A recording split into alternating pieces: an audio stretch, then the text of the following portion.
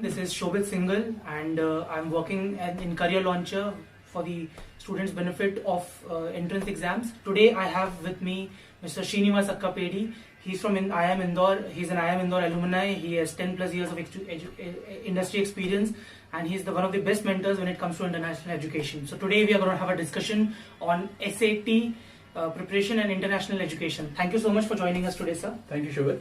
Yes. So the first question I would like to have, which many students have asked me lately in the few weeks ago, that due to Covid-19, international education has taken a hit because international travel has taken a hit, of course. So post Covid-19, for students who are especially who are preparing for 21, target year 21 and 22, what are the opportunities or scope that is there still there, or something has positively or negatively changed for those students? If you can brief us on that, that would be great, sir. Well, Shobhit, it's definitely a very difficult situation we are all in right now. Yeah. Some of the top universities are there in United States. Correct. And right now United States is in the top of the list. Correct. They have crossed almost about 22 lakh cases, whereas in India we are still at about 3.5 lakh cases. Correct. So yeah, definitely that is a big factor in considering. Mm-hmm. Also, they have lifted, not just in US, a lot of countries have lifted the lockdown. Correct. But the question that we need to ask is, are we really willing to take the risk? Is it worth the benefit? Because students who are going out from India, they will be having insurance. You have to make sure that your medical is covered in there. Correct. So yeah, these factors definitely are going to weigh in. Correct. But yes, the colleges will function. There is no doubt about it.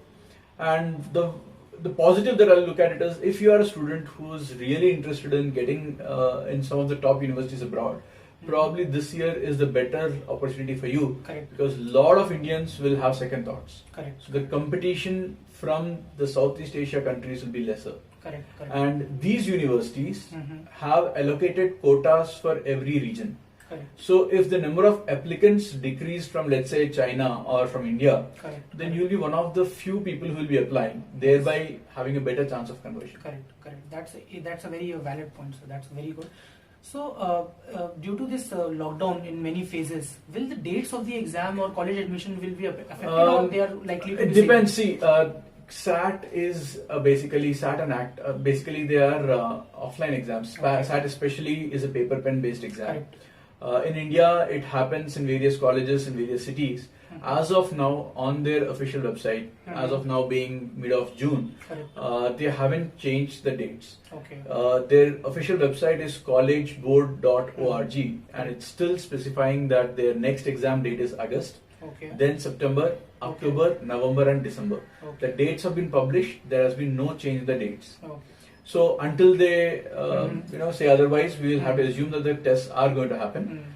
But yeah, there is a high chance that at least the August date might go for a toss if the cases in India are not controlled. Correct. But it's 1 month, 2 months into the future. So that's a lot of uncertainty. But yeah, you have to prepare for it, because if not August, it will happen in September. Yeah. Right. So people who are trying to get in for 2021 admission, these 3 months are the best times for you to write the exam. So for preparation purpose, how many months are likely to be preferred for any student? Like 6 months, 10 months, 2 months. What is the best framework of months? Typically, if you're looking at a 11th class student or a 12th class student who's preparing for this exam, 3.5 to 4 months is more than sufficient. Okay. Because the subjects are not new. None of these subjects are beyond the 10th class level. They are not even your 11th and 12th. Yeah. So the subjects are your 10th class level subjects only. Only thing that they test here differently is the application part. Things which can straightforwardly be asked you, they put it in such a way that it turns out to be difficult to understand. Correct. But once you get to the crux of the matter, the solution becomes very easy. Correct. So it's like catching your nose turning around, as they say. But that's how they deliberately they form the questions that way. So you have to throw out all the unnecessary things and look at exactly what is it they're asking in the question, and then the solution is very straightforward. Correct. Okay. So, in terms of the preparation of the exams or the subjects as you talked about, there was something called as advanced placements. I got to know. Right. Would you like to, can you just explain what exactly is this? Yeah, Shobhit. So there are two types of these things. Apart from the SAT exam, there is something called as SAT subject tests as well as SAT advanced placement program. Okay. Now, SAT exam or a SAT test as you call it is an aptitude test. Okay. It measures your basic maths, basic English, and the way in which you can think under pressure, because it's a time-based exam. Correct. This is somewhat similar to a GMAT or a GRE or even for Indian colleges like a CAT exam. Correct. It tests your aptitude. Correct. Subject tests are something which is different, which tests, as the name indicates, the knowledge in a particular subject. Correct. And these tests are asked by certain universities mandatorily. Correct. And certain times students take this on their own to show that they are really interested in the subject. See, one thing you need to understand is the universities abroad, unlike Indian universities, they look at your interest levels, your graduation scores, your test, that is your entrance test scores, and your essays. They have a lot of essays that you have to write. And all of them have equal importance, more or less. Correct.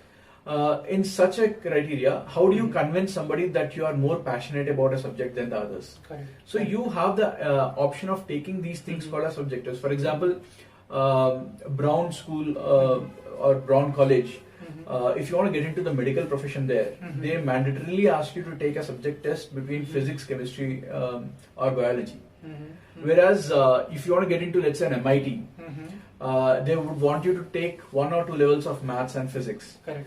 There are certain other colleges where there is nothing mandatory, but you can strengthen your application apart from the SAT score, saying that, look, I have my subject test also. Correct. And this subject test shows that the score in that basically tells you that how good I am in that subject, and it also shows that I'm really interested in that area. Correct. That is the reason why they use this SAT subject test. Okay. The second thing is advanced placements. Advanced placements are they again act as your indication of passion and interest, but more importantly, these are the first 2 or 1 or 2 levels of subjects that are taught to you in the college. Okay. So as a 11th class student or a 12th class student, let us say if you're able to finish an advanced placement in maths or advanced placement in physics and you're going into an engineering stream, these subjects you don't have to take up again in the college, which basically helps you in finishing of your college course faster. First year of college. Yes, your first year of college, imagine that everybody is doing 10 subjects and you have already done 3 subjects sitting in India.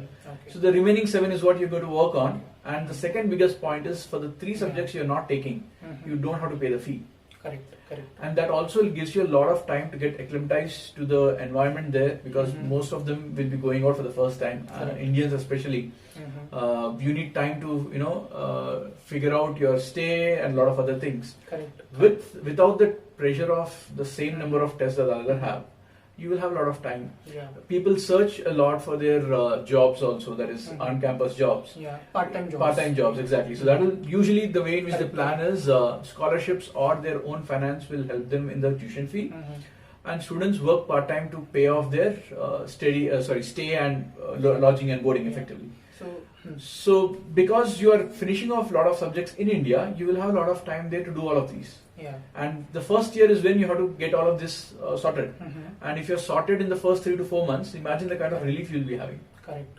Exactly. So what the takeaway would be that students who are preparing for school education currently, 11th and 12th, that is also equally important for them. Because very. They definitely look at the academic score. Yes. Correct. It's a very important component. Apart from your other extracurricular activities also. Yes, correct. In fact.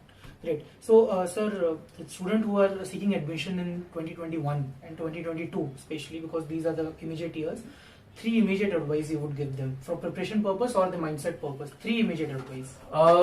Let's start with 2022 because I have a little bit more advice for them. So people who are students who are trying to get into the year 22, they are currently in the 11th class. Correct. And because of the way in which in India, those colleges, not many of them have started. Correct. Some of them are doing it online. Correct. Friends, if that is the case, my advice to you is the best time for you to write your exam for SAT is in your 11th class. Because you will be free till December and you don't have any board exams. Correct. So you have exams happening in August, that is SAT exam happening in August, September, October, November and December. Okay. Right? You have 5 exams happening. Choose one of the dates and finish off your SAT. Because if you get a good score, depending upon your expectation, then you don't have to write the score. The SAT exam score is valid for 5 years. So this score can be used when you are applying to colleges 1 year later. If your exam does not go well, you will still have time to prepare for the next year. But for people who are writing it in 12th, which means you already missed out on your 11th chance. Correct. So you don't have too much of time. So you better make sure that you write your first exam by September or October. Because if things go bad, you will have at least one more chance in November and December. Correct. Because post that you have to focus on your boards. Your board exams are as important as your SAT exam score. So please make sure that you don't neglect your boards. So January, February, March, completely dedicated to your board exams. So finish your SAT by December. So, but because you don't want to keep it to the last moment and not be left with another chance to write, so it's better that you write by October or so. Great. That's my advice to them.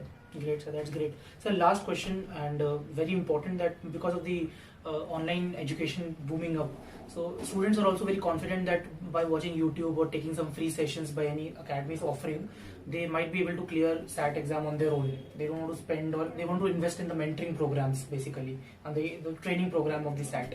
So what advice would you have for these students or parents also, those who think that okay, we can prepare on our own by figuring out by ourselves? What advice would you give? Shobhit, I will draw a parallel from IIT JEE for India right now. Definitely there are good students who prepare on their own and crack IIT JEE and get in the top 100 also. There's no doubt, no denying that. Correct. The only thing which I say that a coaching institute does is, it's not that they're going to teach you something great. Yes, some teaching will happen. But as a student, if I were to look at the importance of an education institute, it is to instill a discipline of preparation. Correct. Most of the students, what they lack is not in intelligence. What they lack is in consistency. They don't prepare on a daily basis. Correct. When you are attending a class regularly, and you make sure that you don't miss a class, your preparation is already scheduled. Correct. Whereas if you are doing it on your own, you might say that for whatever reasons today I don't do it, tomorrow I'll study for 4 hours. If tomorrow also you miss it, you'll study for 6 hours. But people or students seldom understand that it's not the number of hours. Studying for 6 hours is less effective than studying for probably 1 hour for 4 days.